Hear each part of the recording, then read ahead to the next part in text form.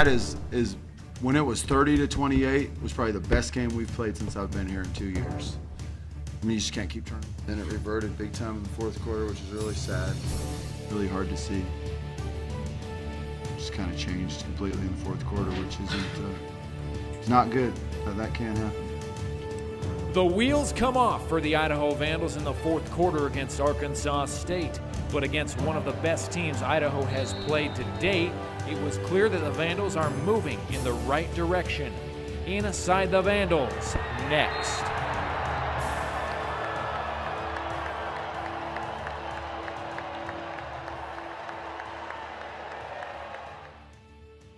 Hey, welcome into another week of Inside the Vandals. I'm joined now by Idaho Vandals coach Paul Petrino. Coach, thanks so much for joining us. It's good to be here. Well, Coach, you said after the game on Saturday that through the first three quarters, that's probably the best you've seen your team play since you've been here as head coach at the U of I. What made you say that about those first three quarters? I just thought defensively we were really flying around, getting to the ball. Offensively, we ran the ball really well. And I think that's when you really get your where we want to be, get the program to the state where you want to be. You got to play good defense. You got to run the ball well, and I thought we did a good job of that. I thought, Arkansas State's probably one of the, if not number one most talented team, definitely one of the top three most talented teams in the conference. And so really that second and third quarter we kind of got after them and kind of dominated them in the trenches. Just can't have 8 turnovers, and then we just kind of, we gave the game away really. That's, to get where you want to be, you can't beat yourself, and with those turnovers we beat ourselves. So that's just something that the kids should believe in what we're doing and how the process that we're getting there, because for two quarters they really dominated one of the better teams in the league, but then you can't beat yourself in the end. In that fourth quarter, was there a shift that you saw in your guys, or what would you say happened in the fourth? I think it was 30-28. We actually got a stop. They had a couple big plays, but we stopped them. They missed a field goal, and then first down we had a decent play. On second down we got a holding penalty and got another penalty, and that kind of put us back. Then they stopped us. Then we punted. Then it was on 2nd and 10. They ran a one-back power play and scored, and then we got the ball back, and then we fumbled, and then that was kind of that kind of. So the penalty and then the turnover. Because we really didn't have many plays. Within about a 7-minute period, I think we had 3 offensive plays, and so that hurt both our offense and our defense. Now, in the third quarter, and momentum is obviously such a big thing, the way it shifts. You guys have that 4-point lead. You get the stop. They punt it away, and it ends up being a muffed punt, and obviously you guys would have had a chance on their side of the field to potentially take a bigger lead than you had. Yeah. How much did that play affect the momentum? It affected it, but not as much as what I just went over, because they went down and scored, but we came right back and scored. Yeah. So that was definitely a momentum switch, but we overcame that one. We overcame it and came back and went ahead. So that definitely hurt. You could have had good field position. You could really go back and signal out every single turnover, because most of them they scored off of them. And most of them, 3 of them, we would have been in position to go score ourselves. So it's just something that we gotta eliminate. Now, that's beating yourself, and we can't do that. But there was still a lot of good things. Mark Milan had all kinds of tackles, flew around, did some good things. It was definitely the best game Elijah Penny played. Really ran hard, went downhill. So you got to build on the positives. You build on the 2 quarters that we played way better, but then you got to learn from it and grow and not beat yourself. And to beat a good football team like Arkansas State is, you can't beat yourself. How big was it for Mark Millen having 18 tackles? Tom Hennessy also, he had 11 tackles.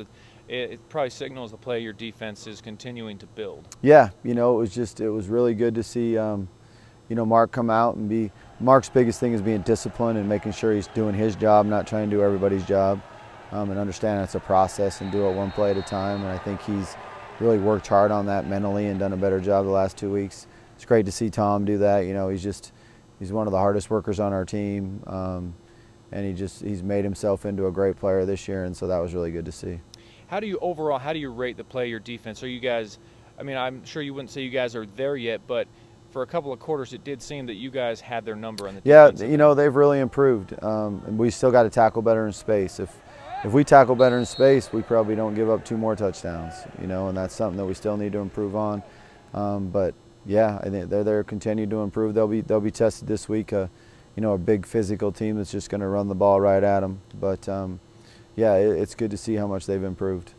Obviously, with the quarterback situation, Matt and Chad both saw time. In that second quarter when Matt fumbled for that third time and he lost the fumble, what was your decision process at that point? Did you have no choice but to go with someone else? Or No, I think you always have a choice. It was just something where I had told them both going into the game they were both going to play. I think it was still, it's what's unfortunate. I think that hit that Matt took still affected him a little bit, which is too bad. That the guy from Mexico State that's a big cheap shot can go out and play again, but it has, lasting effects on Matt. That's too bad. But, it's something that Matt will come along, come back. It was good. We believe in Chad. We know he can come in and play well. So it's just something that was just a decision that we made and we went with. And then, there's different times. There's different things they both do well. So probably going into the next game, they'll both play. How do you, that kind of leads me to my next question. How do you see the position going forward throughout the rest of the season? Is it just kind of a week-to-week thing where they continue to compete? I think it's a week-to-week thing. I think Matt was our starter all along. He's still probably coming back from the injury. It was kind of like last year when Chad was our starter and he never really could come back from the injury on his shoulder, so we didn't, put him back in there. So it's just something that we'll really watch practice each day, evaluate practice each day, and then the bottom line on anything is you always just do what you feel like gives the team the best chance to win, and whatever that is, then that's what you do. Now looking ahead, you guys are back on the road, though keeping it on the West Coast this time at San Diego State instead of somewhere in the South. What does San Diego State bring to the table? What do you expect them to do to try and take you guys out? They're a big physical team. They like to run the ball downhill. They have a lot of different schemes, running the football, and then they'll try to deep play action you. But they're a well-coached team. They do things, the way that you should be coached, and they're disciplined, and they're kind of a team you like to watch on tape, to be honest with you. It'll be definitely a challenge for our defense stopping their offense. Our offense going against their defense, really, it's a little bit similar to Louisiana Monroe because Rocky Long, that's who taught Monroe's defensive coordinator. So they're a little similar. They're doing some things different now, but he's going to really change it up. And you'll see all 11 guys standing up sometimes and moving them around. And he really tries just to confuse the quarterback and the O-line. So it'll be important that we all understand, our rules and do a good job executing them. Does that help you guys at all that you saw that already against Louisiana Monroe? I think it does. And that you had success as well? I think it helps, and I think it helps that we worked on Monroe a lot in spring and in pre-fall. So definitely tonight won't be as hard as if we wouldn't have worked on them at all. Tonight would be definitely a hard night for our O-line and our quarterback. You guys have been playing well all season against the Sun Belt, obviously been in every game that you've played. Now you get a chance against a team from a larger conference. You thought you'd have that chance earlier against Florida, and you didn't get it.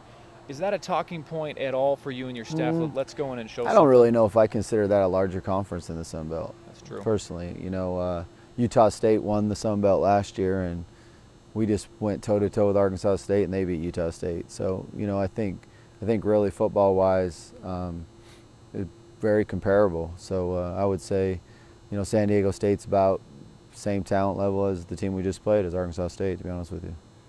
He's head coach Paul Petrino. We're going to take a break. We're back next with Idaho men's basketball coach Don Verlin. We'll talk with him next about the upcoming season. Coach, thanks so much for joining us. Thank you.